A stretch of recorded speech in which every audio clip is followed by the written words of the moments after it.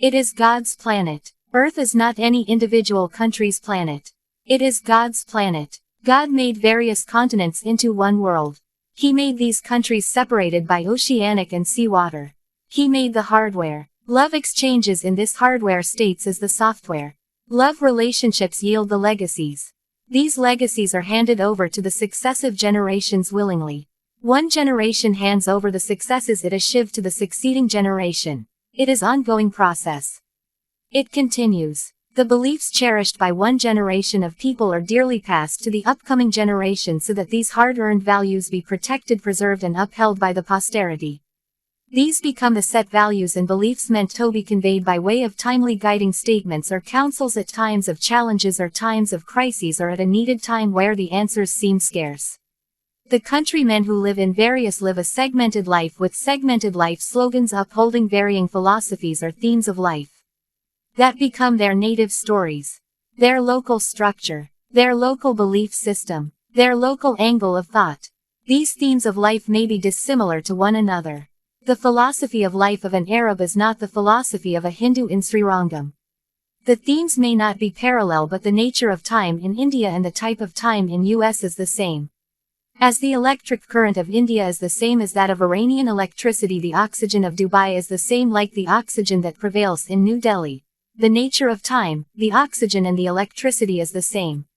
What a Tamilian does in Thiruchi with electricity, oxygen and time of his in order to further out his life theme, and what an Iranian does with the same three elements that are said to be his one to give shape to the theme of his life are not the same.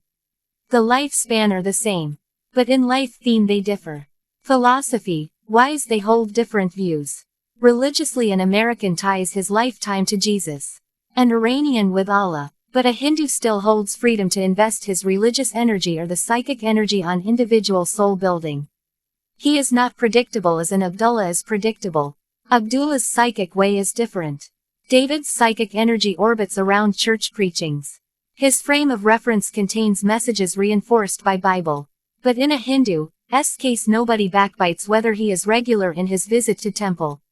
His life is enriched with enormous options. With these freedom or were these options he could go indisciplined. Or with this freedom available in Hinduism he could invest his time and energy on independent character building, especially in a democratic country. The benefit of living in a democratic country is that the poor life with poverty-stricken money power may not be inferior when compared to the wealthy life with non-democratic political or religious-controlled national rule. The feel of life differ from country to country. Political standard varies among nations of the same continent. Emotional climate varies among states of the same nation.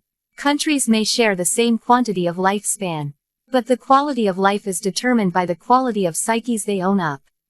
The messages carried in the heads determine the qualitative worth of the feelings or emissions. Are there any meter yet to test the deepness of feeling in the muscles? Feelings are inside the body, about their intensities we can only make things up. Our factors might force us to be convinced of the intensity of feelings of other culture people. How a feeling takes its origin we have not yet unraveled. We have not made discoveries. We assume. We go by our assumes about the intensity of others' feelings.